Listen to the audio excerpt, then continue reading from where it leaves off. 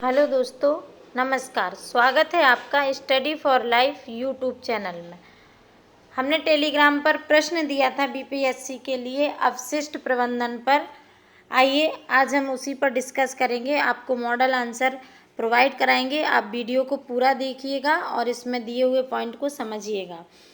अगर हमारा channel subscribe नहीं किया है तो उसे सब्सक्राइब कर लीजिएगा, बेल आइकन दबा दीजिएगा और इस वीडियो को लाइक और शेयर भी कर दीजिएगा ताकि अधिक से अधिक लोग इसे देख सकें। और अगर कोई अपने आप से आंसर नहीं लिख पा रहा है तो इस मॉडल आंसर को पढ़ के उत्तर लिख सके। आइए बात करते हैं अपशिष्ट प्रबंधन पर। प्रयोक्ता द्वारा उपयुक्त न होने के कारण किसी अवांछित वस्तु को त्याग देने पर वह वस्तु अपशिष्ट बन जाती है। पर्यावरण व स्वच्छता मंत्रालय द्वारा जारी आंकड़ों के अनुसार भारत में औद्योगिक खनन, शहरी कृषि तथा अन्य प्रक्रियाओं के दौरान गौण उत्पादों के रूप में प्रत्येक वर्ष लगभग 960 मिलियन टन ठोस अपशिष्ट का उत्पादन हो रहा है। इसमें से 360 मिलियन टन कृषि स्रोतों से सृजित होने वाला जैविक अपशिष्ट है।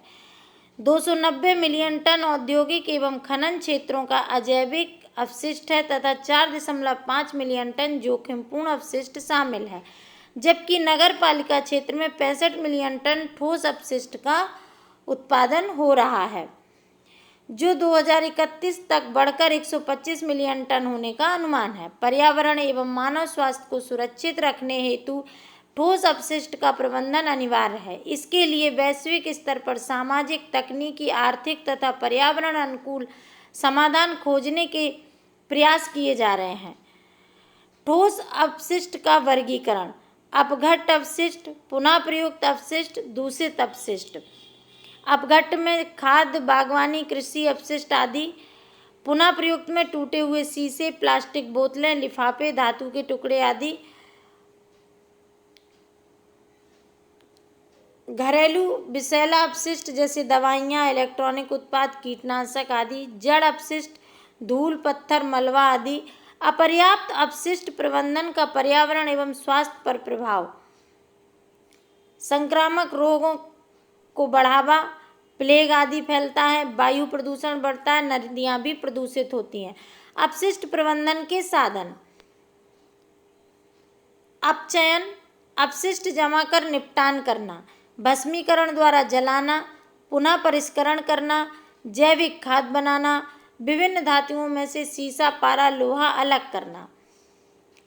ठोस अपशिष्ट प्रबंधन अधिनियम 2016 द्वारा गीले, सूखे और विषाक्त अपशिष्ट को स्रोत पर ही अलग करने का प्रावधान किया गया है। भारत में केवल 20% रद्दी कागज का शोधन हो पाता है। स्रोत पर पृथक्करण की कमी के कारण रद्दी कागज संदूषित होकर बेकार हो जाते हैं। इसी प्रकार भारत में प्रति मिनट 1 मिलियन से अधिक प्लास्टिक बैगों का उपयोग किया जा रहा है। नागरिकों को खुले में अपशिष्ट पदार्थ न फेंकने या जलाने या घर पर ही कूड़े को अलग अलग एकत्र करने के लिए शिक्षित करने की आवश्यकता है। ग्रामीण स्तर पर बेहतर प्रबंधन सुनिश्चित करने तथा इसके माध्यम से रोजगार सृजन करने के लिए गैर सरकारी संगठनों, समुदाय के प्रमुख लोगों तथा अन्य हितधारकों को इससे जोड़ने की आवश्यकता है। ठोस अपशिष्ट प्रबंधन नियम 2016। ठोस अपशिष्ट प्रबंधन नियम सभी स्थानीय निकायों एवं नगर प्राधिकरणों पर लागू होगा। सभी अपशिष्टों को जैव निम्नीकरण, गैर जैव निम्नीकरण एवं घरेलू खतरनाक अपशिष्टों के रूप में वर्गीकृत किया गया है तथा इन अपशिष्टों को पृथक करना अनिवार्य किया गया है। निर्माण संबंधी अपशिष्ट प्रबंधन नियम: प्रतिदिन 20 टन तथा प्रति महीने 300 टन या उससे अधिक अपशिष्ट का उत्सर्जन करने वाले को अपने प्रत्येक निर्माण एवं तोड़फोड़ के लिए स्थानीय निकाय से पूर्व स्वीकृति लेनी होगी। नागरिकों द्वारा उत्सर्जित अपशिष्ट का प्रबंधन योजनाओं का परीक्षण तथा मूल्यांकन किया जाएगा। संग्रह किए गए अपशिष्ट को सही तरीके से प्राप्त कर प्रयुक्त स्थलों पर पहुंचाया जाएगा। इस कार्य के लिए स्थानीय निकाय निजी क्षेत्र का भी सहयोग ले सकते हैं।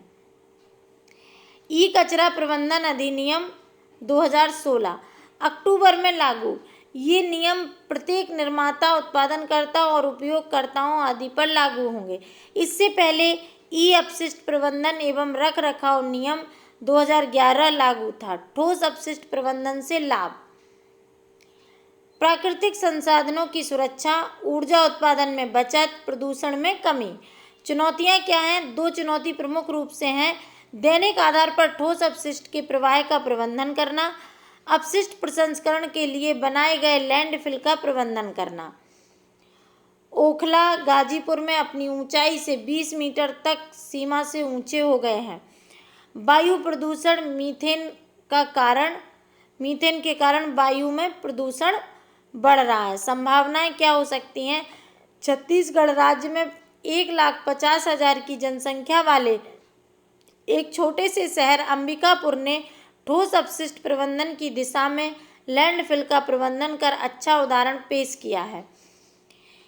इन प्रयासों से जैविक कंपोस्ट खाद प्राप्त हुई तथा अपशिष्ट प्रसंस्करण आसान हो गया। आज सभी शहरों में इस मॉडल को अपनाने तथा डंप साइट के विकेंद्रीकरण करने की आवश्यकता है ताकि प्रदूषण की रोकथाम की जा सके। एक टॉपिक पर और बात कर लेते हैं, ई वेस्ट या ई कचरा। चूँकि अपशिष्ट प्रबंधन की बात थी तो ई कचरा पर भी साथ ही साथ बात कर लेते हैं।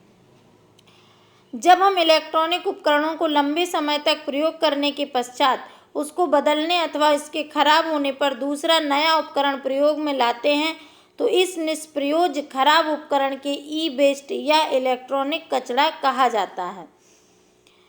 जैसे computer, mobile phone, printers, photocopy machine, inverter, UPS, LCD, TV, radio, transistor, digital camera, memory card आदि। केंद्रीय प्रदूषण नियंत्रण बोर्ड नई दिल्ली द्वारा किए गए एक सर्वेक्षण के अनुसार 2005 में भारत में ई वेस्ट की कुल मात्रा 1.47 लाख मीट्रिक टन थी, लेकिन वर्ष 2017 में यह विश्व का 5वां बड़ा ई वेस्ट उत्पादक देश बन गया। इसका प्रतिवर्ष उत्पादन 18.5 लाख टन है, जिससे प्रतीत होता है कि भारत में जनित ई वेस्ट की मात्रा विगत 12 वर्षों में लगभग 17 गुना हो गई तथा इसमें लगातार वृद्धि हो रही है। ई कचरे की समस्या: विश्व में तकरीबन हर वर्ष 200 से 500 लाख मीट्रिक टन ई कचरा पैदा होता है। इसमें 1000 से अधिक जहरीले तत्व होते हैं जो पर्यावरण में घुलकर मानव स्वास्थ्य पर बुरा प्रभाव पड़ता है। पर्यावरण पर प्रभाव, मानव स्वास्थ्य पर प्रभाव, इन दोनों पर भी बात कर देंगे। वैश्विक परिदृश्य: विकसित देशों की बात करें तो यहाँ प्रत्येक घर में वर्ष भर में छोटे मोटे 24 इलेक्ट्रॉनिक उपकरण खरीदे जाते हैं। इन पुराने उपकरण का प्रयोग नहीं होता। चीन हर साल करीब 61 लाख मीट्रिक टन ई कचरा पैदा कर रहा है। अमेरिका 72 लाख और संपूर्ण विश्व 488 लाख। विकासशील देशों को सर्वाधिक सुरक्षित डंपिंग ग्राउंड माने जाने के कारण भारत, चीन और पाकिस्तान सरीखे एशियाई देश ऐसे कचरे के बढ़ते आयात से चिंतित हैं। अमेरिका के बारे में कहा जाता है कि वह अपने यहाँ का 80% ई कचरा चीन, मलेशिया, भारत, कीनिया तथा अन्य अफ्रीकी देशों में भेज देता है। भारत में दिल्ली व बेंगलुरु में ई कचरे को निपटाने के प्रमुख केंद्र हैं। संयुक्त राष्ट्र विश्वविद्यालय की ओर से विश्वविद्यालय ई कचरा निगरानी 2014 पर जारी रिपोर्ट से यह बात सामने आई है। अगले 3 वर्षों में ई उपकरण से फैलने वाले कचरे में 21% वृद्धि। प्रति व्यक्ति ई कचरा नॉर्वे में सर्वाधिक, फिर स्विट्जरलैंड में, आइसलैंड, डेनमार्क और ब्रिटेन। भारत न केवल ई कचरा का जखीरा बनता जा रहा है बल्कि वह विकसित देशों से ई कचरा आयात करने वालों में शीर्ष पर है। ई कचरा का सुरक्षित उपचार एवं निस्तारण: सुरक्षित विधि से भूमि में दबाना, भस्मीकरण करना, रिसाइकलिंग करना, एसिड के द्वारा मेटल की रिकवरी करना, पुनः उपयोग में लाना। समाधान के उपाय एवं संबंधित कानून: कचरे के प्रबंधन की मूलभूत अवधारणा है कि कम करना, दोबारा प्रयोग करना तथा पुनः चक्रित करना। केंद्रीय प्रदूषण नियंत्रण बोर्ड ने ई कचरे के समुचित प्रबंध एवं निपटान के लिए खतरनाक कचरा प्रबंधन, रखरखाव एवं सीमा पार यातायात नियम 2008 नियम बनाए हैं। पर्यावरण, वन और जलवायु परिवर्तन मंत्रालय ने ई वेस्ट के प्रबंधन और रिसाइकलिंग के लिए नियम 2011 के अंतर्गत मानक तय किए हैं। अंतर्राष्ट्रीय स्तर पर बेसल कन्वेंशन के अंतर्गत ई कचरे संबंधी नियमों का पालन होता है। चीन ने अपने यहाँ पर ई कचरे आयात करने पर रोक लगाई। दक्षिण कोरिया, जापान, ताइवान ने नियम बनाया जो कंपनी ई उपकरण बनाती है वे अपने वार्षिक उत्पाद का 75% रिसाइकिल करें। केंद्रीय वन एवं पर्यावरण मंत्रालय 1 मई 2012 के बाद से तमाम राज्यों में ई वेस्ट का सुरक्षित डिस्पोजल अनिवार्य है। भारत में भी इस कचरे को ठिकाने लगाने के लिए बाकायदा सेंटर खोले जाएंगे। यहाँ पुराने कंप्यूटर सहित अन्य इलेक्ट्रॉनिक उपकरणों को डिकम्पोज किया जा सकेगा। अभी देश में सिर्फ 10% ई कचरा ही डिकम्पोज हो पा रहा है, बाकी अभी भी बेकार पड़ा है या फिर ग्रे मार्केट में चला है। विशेषज्ञों के अनुसार इन सेंटरों के शुरू हो जाने पर इनका सही उपयोग हो सकेगा। दिशा निर्देशों के अनुसार बोर्ड के जहरीले कचरे प्रबंधन विभाग ने कहा है कि ई कचरे में से समस्त कीमती और उपयोगी सामग्री को रिसाइकिल किए जाने को प्रोत्साहित किया जाना चाहिए। इससे प्राकृतिक संसाधनों को सुरक्षित किया जा सकेगा। आशा है आपको ये समझ में आया होगा। हमें कमेंट्स बॉक्स में ज़रूर बताएं। धन्यवाद।